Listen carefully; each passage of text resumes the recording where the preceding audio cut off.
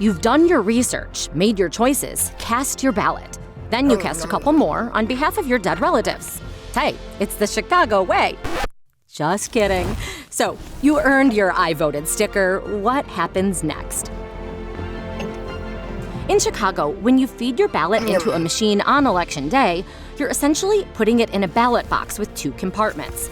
Ballots with write-in candidates stay separate in one compartment. Election judges will count these by hand at the end of the night. All other ballots are scanned and counted by machine. Lucky for the judges, otherwise it would be a lot of counting. Once the polls close, the machine spits out a tape of the totals, like a receipt.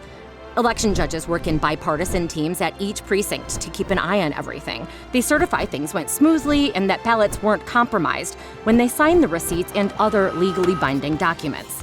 Then they use a cellular device to transmit the totals downtown to Election Central.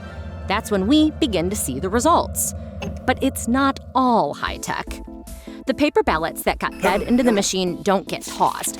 They go into a big blue hard-shell case on wheels, packed up with a pretty bow, or rather a security seal, to ensure nobody messes with the precious cargo.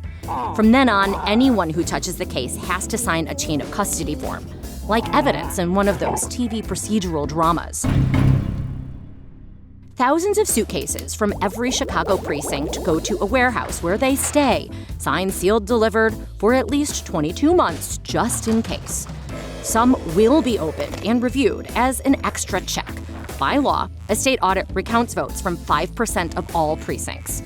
Procedures differ slightly for voting by mail, early voting, and those who vote from overseas, but not by much. All legitimate ballots are counted, kept secure at every turn, and end up in the same warehouse for safekeeping.